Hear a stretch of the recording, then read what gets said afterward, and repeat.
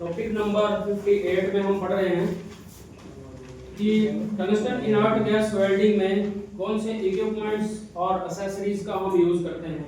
तो हमने 3 equipments already discuss किए, जिसमें से नंबर 1 था power source,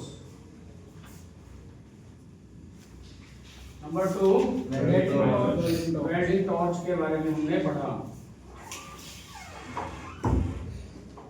number 3 electrode,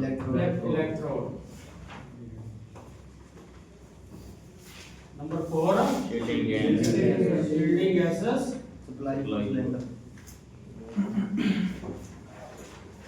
number 5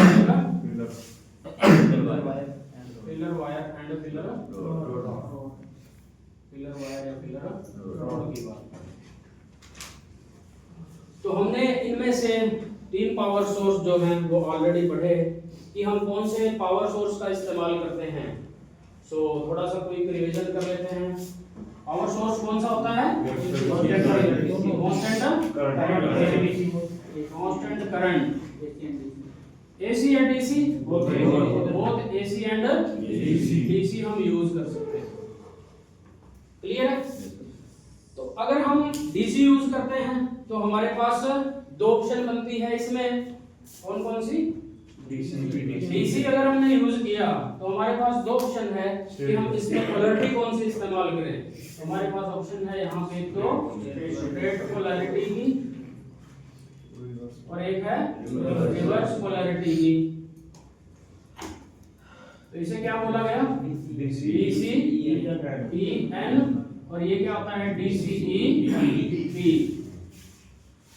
तो हम कौन सी पोलैरिटी का इस्तेमाल करें? अगर हम डीसी यूज करते हैं तो डीसी के लिए हम इसमें ऑलवेज स्ट्रेट पोलैरिटी का इस्तेमाल करेंगे, क्योंकि अगर हम रिवर्स पोलैरिटी का इस्तेमाल करें तो इलेक्ट्रोड पे ज्यादा हीट उत्पन्न हो जाएगी, इलेक्ट्रोड क्या होना शुरू हो जाएगा? मेल्ट होना शुरू हो जाएगा। और हम चाहते हैं कि टिक वेल्डिंग के अंदर टंगस्टन का जो इलेक्ट्रोड है वो क्या रहे? नॉन कंज्यूमेबल हो, प्रॉपर तरीके से परफॉर्म कर पाए। तो रिवर्स पोलैरिटी का हम इस्तेमाल नहीं करते हैं, इसमें हम स्ट्रेट पोलैरिटी का इस्तेमाल करते हैं। ठीक है? To weld all the materials except, किसको छोड़ के?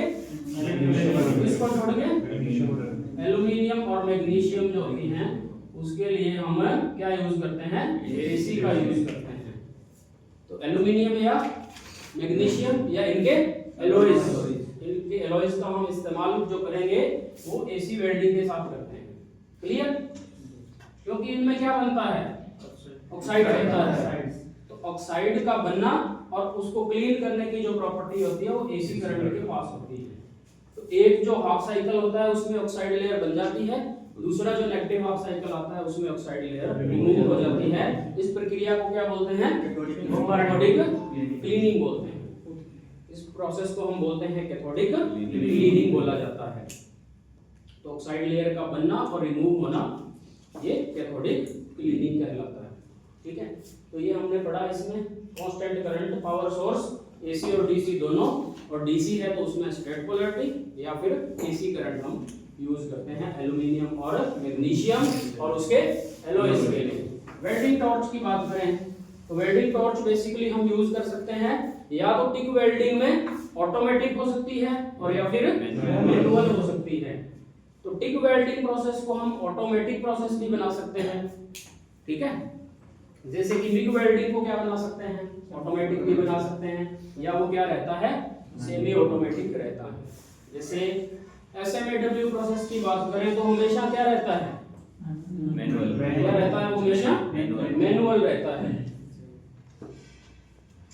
तो हम उसको ऑटोमेटिक नहीं बना सकते। ठीक है? तो वेल्डिंग टॉर्च भी इस तरीके से 2 प्रकार की हो सकती है, या तो ऑटोमेटिक और या फिर मैनुअल। क्लियर है? तो ऑटोमेटिक टॉर्च में वेल्डिंग प्रक्रिया जो है वो एक रोबोट की तरह परफॉर्म, उसमें क्या यूज होगा? टॉर्च को पकड़ने के लिए माउंटिंग रेक, जैसे ड्रिल बिट को पकड़ने के लिए माउंटिंग रेक होता है, उसी प्रकार से। ठीक है? और मैनुअल टॉर्च को किसी भी पर्सन के द्वारा मैनुअली कंट्रोल किया जाता है। क्लियर? तो टॉर्च दो प्रकार की हो सकती है। इसी तरह से इसमें हमने देखा कि ये टॉर्च जो है कूलिंग के आधार पे ये दो प्रकार की हो सकती है फर्दर, या तो एयर कूल्ड हो सकती है या फिर वाटर कूल्ड टॉर्च हो सकती है। तो एयर कूल्ड टॉर्च में कूलिंग का जो फंक्शन है वो कौन परफॉर्म करता है? बाय एयर या शील्डिंग गैस। तो बेसिकली हम शील्डिंग गैस का यूज करेंगे। क्लियर है?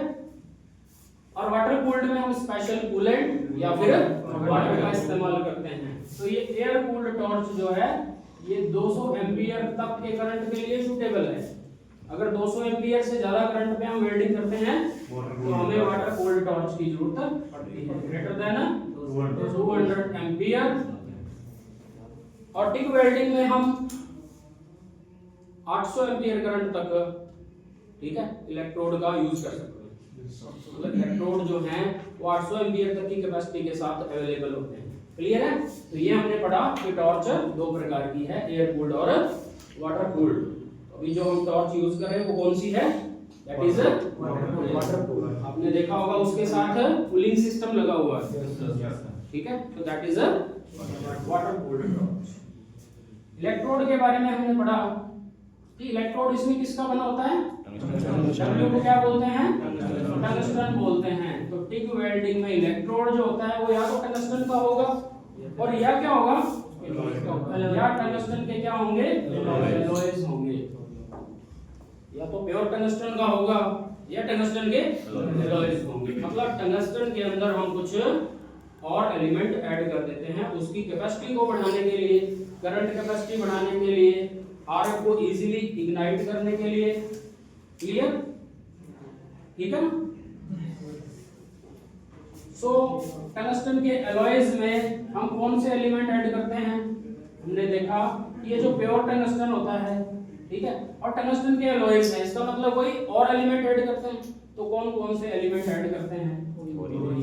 थोरियम ऐड कर सकते हैं, जिरकोनियम, सेरियम और लैंथेनम ऐड करते हैं।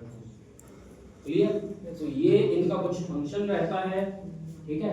ये आर्क इजी तरीके से परफॉर्म कर पाए, इलेक्ट्रोड की कैपेसिटी बढ़ जाए, ठीक है, करंट कैपेसिटी बढ़ जाए, आर्क स्टेबल हो जाए। देयर आर मल्टीपल रीजंस कि हम टंगस्टन में क्या ऐड कर देते हैं, कुछ एलॉयज ऐड कर देते हैं, ठीक है।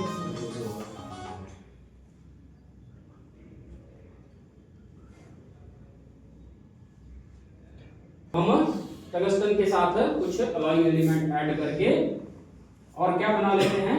इलेक्ट्रोड बना लेते हैं। अब जब हम जैसे ही टंगस्टन के इलेक्ट्रोड में कुछ अलॉइंग एलिमेंट डालेंगे तो हमें कैसे पता लगेगा कि इसमें अलॉइंग एलिमेंट डाले गए हैं और कितने परसेंटेज में डाले गए हैं? इसीलिए इलेक्ट्रोड की जो पहचान होती है बेसिकली तो सिल्वर कलर रहेगा, लेकिन इसका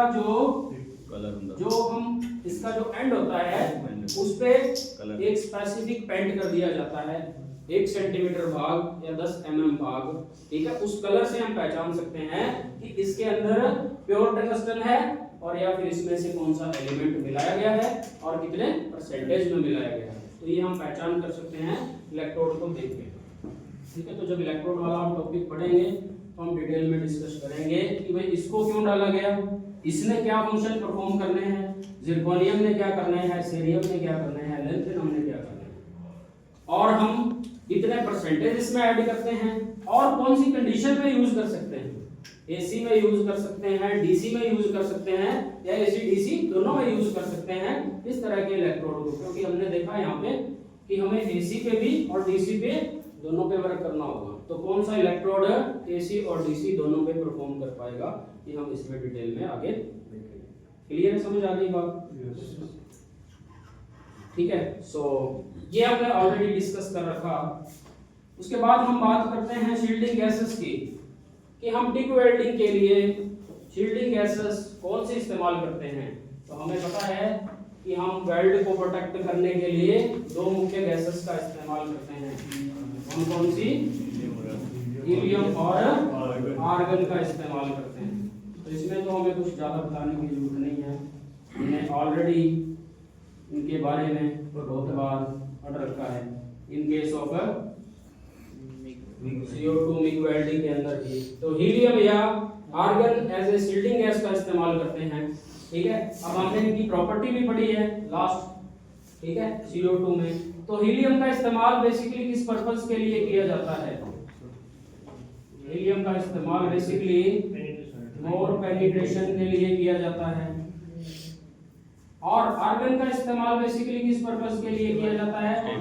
स्टेबल आर्क के लिए किया जाता है। अगर हमें आर्क ज्यादा स्टेबल चाहिए तो हम argon as a shielding gas use करते हैं, और अगर हमें ज्यादा पेनिट्रेशन की जरूरत है तो हम हीलियम का इस्तेमाल करते हैं।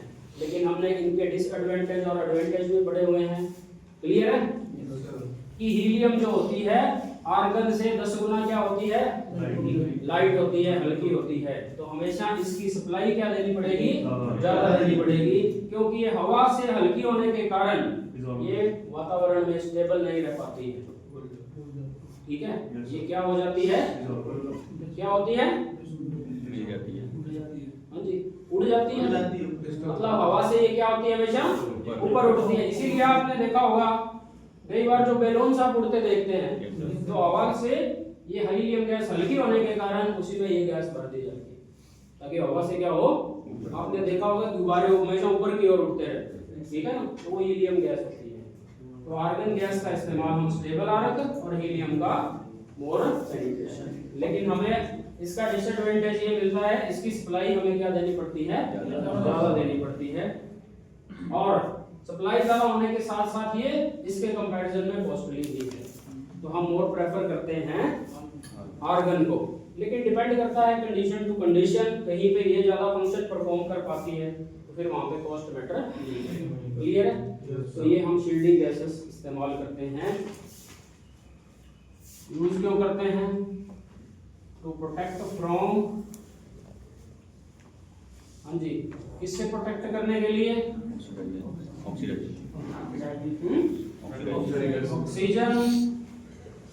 ऑक्सीजन और oxygen, nitrogen and hydrogen. Oxygen, nitrogen and hydrogen के अटैक से बचने के लिए हम शील्डिंग गैसेस का इस्तेमाल करते हैं। क्लियर? चलिए नेक्स्ट बात करते हैं हम फिलर वायर और फिलर रॉड की।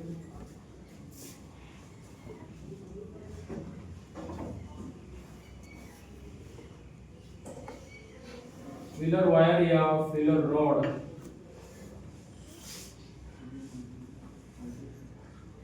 फिलर वायर और फिलर रॉड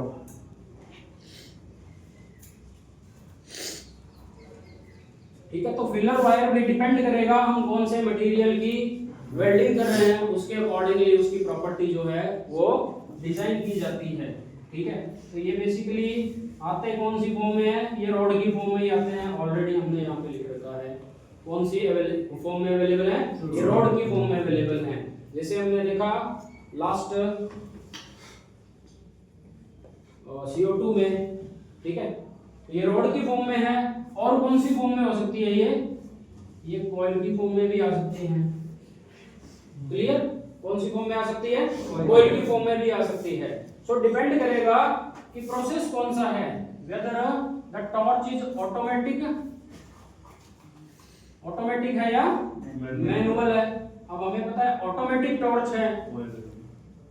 अगर हमारे पास टॉर्च ऑटोमेटिक है तो हम फिलर वायर की जो सप्लाई है वो रोड की फॉर्म में नहीं रख सकते, क्योंकि टॉर्च क्या है? ऑटोमेटिकली कंट्रोल्ड है।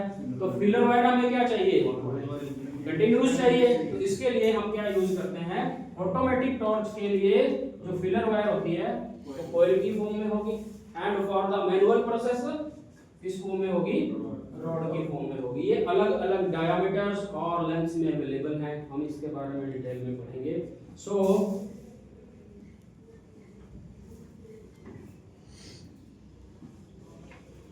तो ये या तो ऑटोमेटिक हो सकती है और या क्या हो सकती है?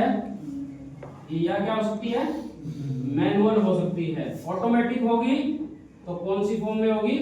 कॉइल फॉर्म में होगी, और मैनुअल होगी तो रॉड की फॉर्म में होगी। और ये चीज इसमें आप याद रखेंगे।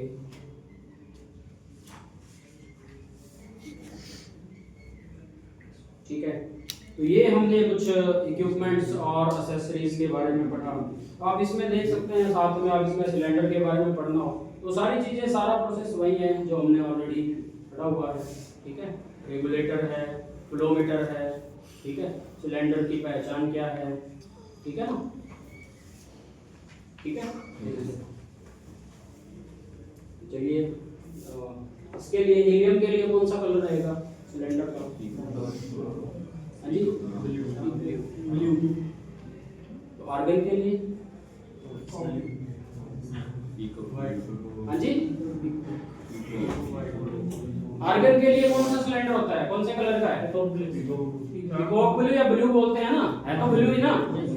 तो हीलियम के लिए कैसा रहेगा? हीलियम के लिए ब्राउन कलर होता है। वार क्या ना, हीलियम के लिए कैसा रहेगा? ब्राउन होगा।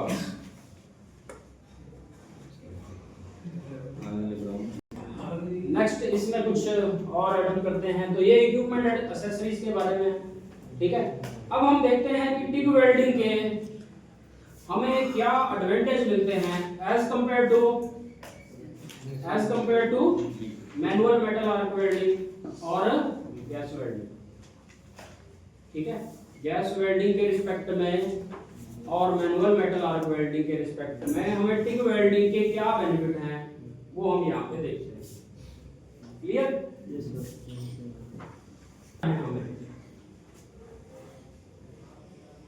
ये इतना समझ में आ गया? इक्विपमेंट के बारे में पता चल गया?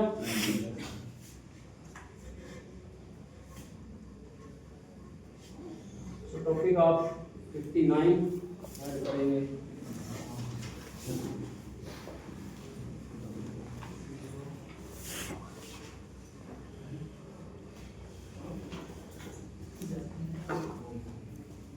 Advantages of TIG. Our MMAW. MMAW is what? Manual metal arc welding and gas welding. तो हम एडवांटेज देखेंगे, जस्ट नॉट द डिसएडवांटेज, कि हमें टिग के क्या एडवांटेज मिलते हैं as compare to manual metal arc welding and gas welding. So हम फर्स्टली कंपेयर करते हैं एडवांटेज को टिग की इसके साथ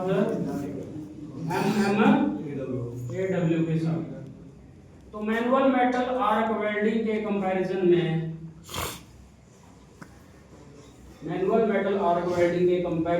हमें टिग वेल्डिंग के क्या क्या बेनिफिट मिलते हैं ये हम यहाँ पे पहले देखते हैं। तो नंबर वन एडवांटेज इज क्या आप जिस मटेरियल की वेल्डिंग करना चाहते हैं उसमें हीट को ऐड करने का हमारे पास प्रोसेस है, या तो जो हम रॉड यूज करते हैं, इलेक्ट्रोड यूज करते हैं, वो मेल्ट होके हीट ऐड करें, और या फिर विदाउट इलेक्ट्रोड का मेल्ट होके हीट ऐड करवा सकते हैं। तो टिग वेल्डिंग में क्या इलेक्ट्रोड कंज्यूमेबल है? नहीं है।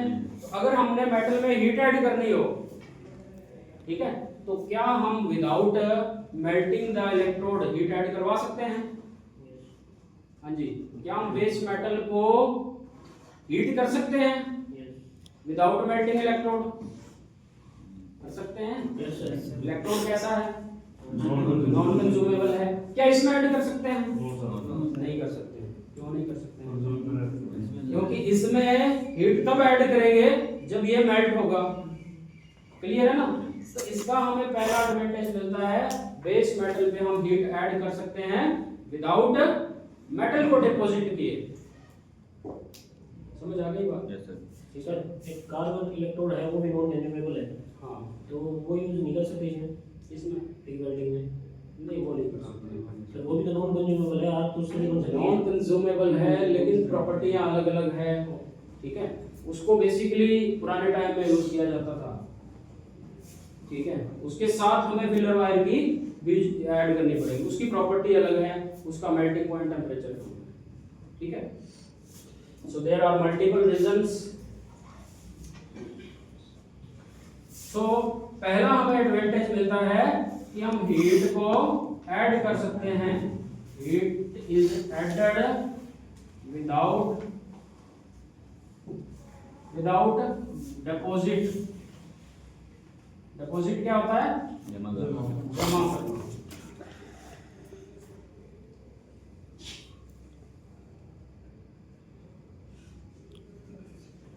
Heat is added without depositing material. आप मेटल को हीट कर सकते हैं विदाउट मेटल को डिपॉजिट किए हुए. इसका मतलब है कि आप तब हीट कर सकते हैं इसको क्योंकि इलेक्ट्रोड इसमें क्या रहता है? नॉन कंज्यूमेबल है. लेकिन यहाँ पे क्या है? यहाँ पे क्या है? कंज्यूमेबल इलेक्ट्रोड है, तो यहाँ पे हम हीट को ऐड नहीं कर सकते. Heat can not be added. हीट को आप ऐड नहीं कर सकते. Heat can not be added without, हाँ जी, विदाउट क्या लिखेंगे? Depositing material. मतलब इसमें हर हाल में जब मेटल को हीट करेंगे तो मटेरियल हर हाल में क्या होगा? डिपॉजिट होगा. क्लियर है? बिकॉज इलेक्ट्रोड इज कंज्यूमेबल है. कंज्यूमेबल है तो मेल्ट होके डिपॉजिट होगा. इसमें नॉन कंज्यूमेबल है तो आप मटेरियल को हीट कर सकते हैं विदाउट डिपॉजिटिंग द मटेरियल. क्या गैस वेल्डिंग में कर सकते हैं? गैस वेल्डिंग में कर सकते हैं without depositing heat? Yes sir, कर सकते हैं. क्लियर है ना? चलिए अगेन सेकंड एडवांटेज, ये प्रोसेस जो है it is suitable for. Suitable का मतलब है बेस्ट सूटेबल. मतलब इससे हम क्या एडवांटेज ले सकते हैं? इट इज सूटेबल फॉर मतलब ये जो टिग वेल्डिंग प्रोसेस है ये किस प्रोसेस के लिए सूटेबल है? पहला है स्टेनलेस स्टील. अगर हम बात करें स्टेनलेस स्टील की वेल्डिंग तो हम स्टेनलेस स्टील की वेल्डिंग बढ़िया तरीके से कर सकते हैं by the TIG welding from 0.5 to 3 mm thickness के लिए. तो अगर हमारे पास स्टेनलेस स्टील की शीट है तो हम 0.5 से लेके और 3 mm तक की शीट के लिए बेहतर तरीके से वेल्ड कर सकते हैं with the TIG weld. Aluminium and it's alloys. Aluminium and it's alloys की बात करें, अगर हम एल्यूमिनियम या एल्यूमिनियम से बने हुए कोई भी इनके एलॉयज उनकी अगर हम बात करें तो ये 1.5 से लेके 8 mm थिकनेस तक हम वेल्ड कर सकते हैं by the TIG welding. Bye the TIG welding. ठीक है. इसमें क्या होगा? इस प्रोसेस से क्या हम स्टेनलेस स्टील की शीट, एल्यूमिनियम इनको वेल्ड कर सकते हैं मैनुअल मेटल आर्क वेल्डिंग से? No sir. Manual metal arc welding process से क्या हम इनको वेल्ड कर सकते हैं? No sir.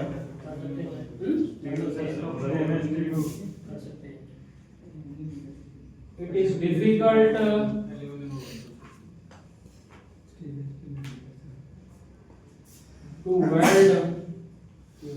to weld stainless steel and aluminium below 3 mm thickness. 3 mm से कम यहाँ वेल्ड कर सकते हैं लेकिन वहां पे पॉसिबल नहीं है. Clear?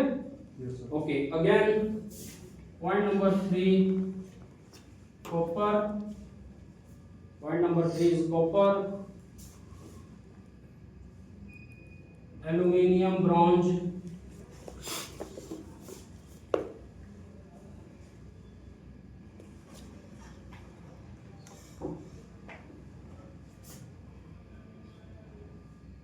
Carbon steels,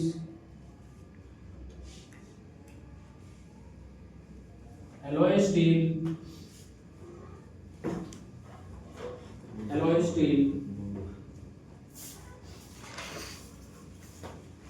can be welded. अब copper, aluminium, bronze, carbon steel, alloy steel, इनकी वेल्डिंग करवा सकते हैं। लेकिन इससे क्या होता है, प्रोसेस इज लिमिटेड टू, मतलब basically manual metal arc welding से हम फेरस मटेरियल की वेल्डिंग कर सकते हैं। मतलब process is limited to carbon steels and carbon steel ही, ठीक है। Process is limited to carbon steel, मतलब उससे हम क्या कर सकते हैं, कार्बन स्टील, मतलब किसकी बात कर रहे हैं हम, किसकी बात कर रहे हैं, फेरस। और इससे हम बहुत फेरस एंड नॉन फेरस, तो ये इसका हमें क्या मिला, बेटर एडवांटेज मिला। Point number 4, high reactive materials, high reactive materials, कुछ ऐसे रिएक्टिव मटेरियल्स होते हैं, high reactive materials like titanium, magnesium, titanium, magnesium,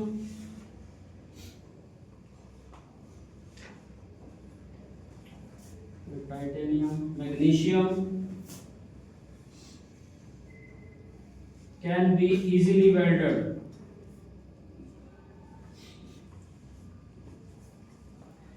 टिक वेल्डिंग से high reactive materials like titanium, magnesium, ठीक है, और इनके अलॉयज जो होते हैं इनको हम वेल्ड कर सकते हैं with the help of tick welding. अच्छा, ऐसे कौन से एलिमेंट हैं जिनकी वेल्डिंग ओनली टिक वेल्डिंग से पॉसिबल है? ऐसे कौन से एलिमेंट हैं जिनको सिर्फ टिक वेल्डिंग से जोड़ सकते हैं? टाइटेनियम एंड निकल, या उसके अलॉयज जो होते हैं, they are only welded by the TIG welding, ठीक है। सो यहाँ पे not suitable for welding of reactive materials, welding of reactive materials, not suitable for welding of reactive materials. तो जो रिएक्टिव मटेरियल्स होते हैं उनकी वेल्डिंग करना इनसे पॉसिबल नहीं होता है। पॉइंट नंबर 5 हमें एडवांटेज मिलता है कि हम दोनों के केस में वेल्ड को प्रोटेक्ट करने का सिस्टम अलग अलग है। एक में है फ्लक्स और एक में है शील्डिंग गैस। तो वेल्ड क्लीन किसमें होगा? इसमें क्या होगा? क्लीन वेल्ड होगा। एंड क्या स्पैटर देखने को मिलेंगे? No spatter. Clean weld, no spatter. और यहाँ पे उस केस में क्या होगा? स्पैटर्स होंगे, स्पैटर्स एंड आपको कुछ स्पॉट्स दिखाई देंगे, स्पॉट्स नियर वेल्ड, जैसे क्रैटर्स हो गए। इस तरह के कुछ डिफेक्ट इसमें देखने को मिलेंगे हर हाल में, ठीक है। स्पैटर्स एंड स्पॉट्स नियर वेल्ड देखने को मिलेंगे इन case of MMAW, manual metal arc welding. चलिए पॉइंट नंबर 6, क्या आप इस प्रोसेस को ऑटोमेटिक बना सकते हैं? क्या इसको ऑटोमेटिक बना सकते हैं? इसको ऑटोमेटिक नहीं बना सकते, इसीलिए इसका नाम ही रखा गया है मैनुअल मेटल आर्क वेल्डिंग, ठीक है। तो पॉइंट नंबर 6 में लिखिए the process can be automated. ऐसे कम तो आर्क का एक उसमें भरक सील हो रहा है। कैसे? वो संबंध आर्क वेल्डिंग है, उसमें भरक सील होता है। तो वो इसके अंदर ऑटोमेटिक नहीं, वो तो ऑटोमेटिक हो सकती है, सबमर्ज्ड हो सकती है ना। मैनुअल मेटल आर्क वेल्डिंग की बात कर रहे हैं। There are complete difference between submerged arc and manual metal arc, ठीक है। सो पॉइंट नंबर 6 ऐड करिए आप। Process can be automated. Process can be automated. Process को ऑटोमेटिक बनाया जा सकता है। और यहाँ पे क्या लिखेंगे? Process can not be automated.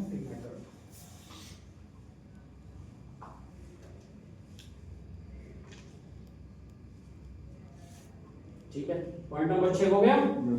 Point number 7 लिखिए, low smoke and fumes.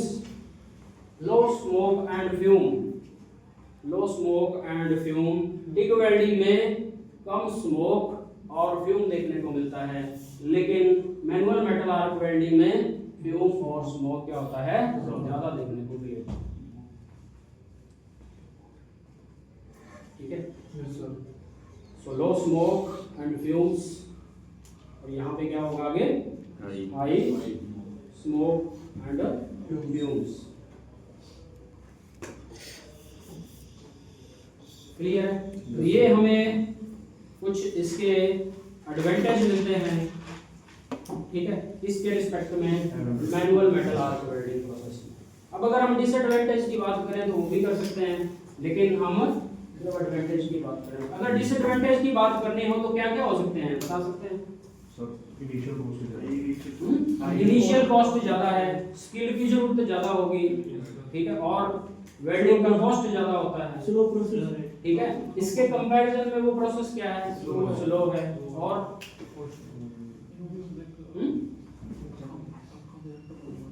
Arc की इंटेंसिटी ज्यादा है इस केस में, तो आइस को क्या करती है, ज्यादा इफेक्ट डालती है।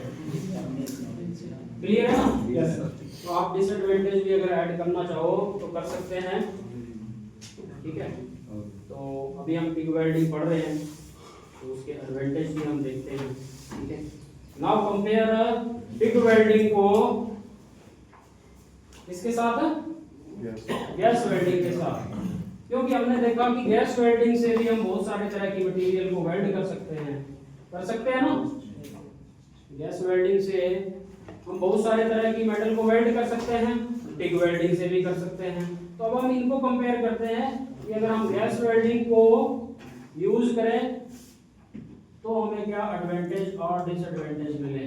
तो गैस वेल्डिंग के साथ कंपैरिजन करते हैं हम इसको टिक वेल्डिंग। क्लियर? पहला पॉइंट ऑफ डिफरेंस इज, पहला पॉइंट है, अब अगर हम इनके टेम्परेचर की बात करें, अगर हम इनके टेम्परेचर की बात करें तो यहाँ पे हम क्या लिखते हैं, आर्क का टेम्परेचर कितना, 6000 डिग्री। आर्क टेम्परेचर कितना होता है, 6000 डिग्री। सो इकोनॉमिकल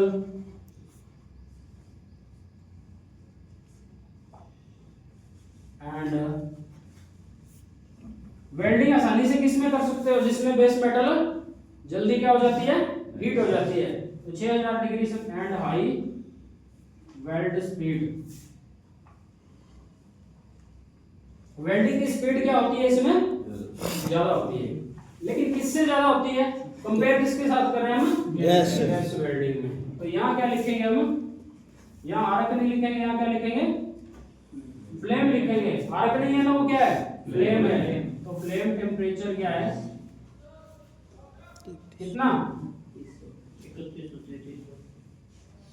कितना, 3300 डिग्री सेल्सियस।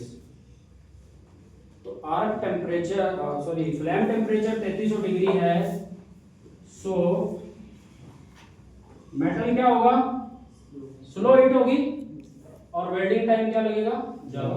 तो slow weld speed, weld speed क्या हो जाएगी, कम। मतलब वेल्ड करने को ज्यादा समय लगेगा, किसमें, गैस वेल्डिंग में।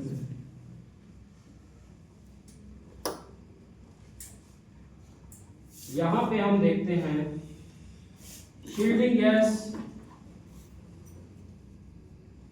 गैस कौन सी है, इज हीलियम और आर्गन। ये क्या होती हैं, इनर्ट होती हैं। क्या होती हैं, इनर्ट गैसेस होती हैं। इनर्ट मतलब नॉन रिएक्टिव। क्लियर? इनर्ट मतलब नॉन रिएक्टिव। सो वेल्ड कैसा बनेगा, कैसा बनेगा, क्लीन। ठीक है, वेल्ड कैसा होगा, क्लीन वेल्ड होगा, गुड क्वालिटी का होगा, विदाउट ऑक्सीडेशन होगा। ठीक है, लेकिन वहां पे क्या यूज कर रहे हैं हम, यहाँ पे क्या यूज कर रहे हैं शील्डिंग के लिए, shielding is provided bye, shielding कौन काम करता है यहाँ पे, शील्डिंग का बाय, या तो अगर फेरस की बात करें तो फ्लेम का जो आउटर एनवेलप होता है वो प्रोटेक्ट करता है, इज प्रोवाइडेड बाय फ्लेम, और बाय या क्या यूज करते हैं, फ्लक्स। सो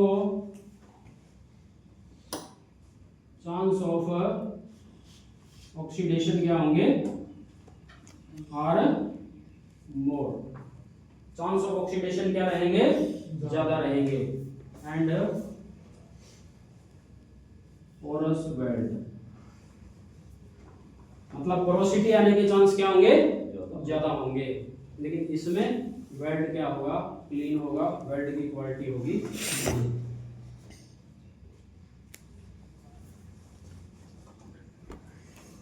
अगेन जो हमने देखा, high reactive materials,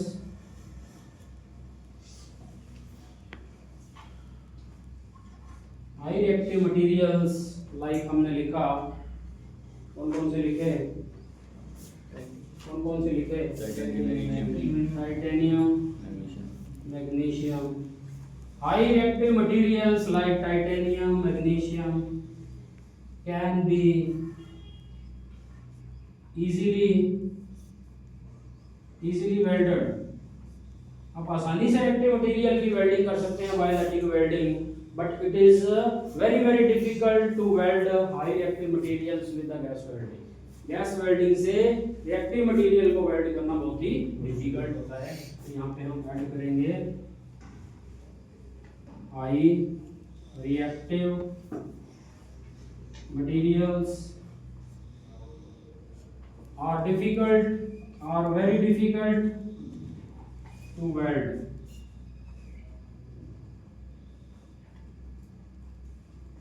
high reactive materials को वेल्ड करना बहुत ही डिफिकल्ट होता है।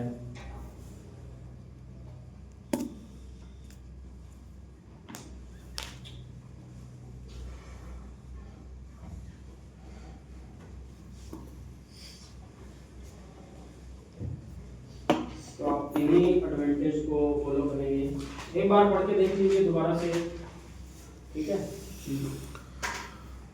TIG welding का comparison with MMAW and again with the gas welding।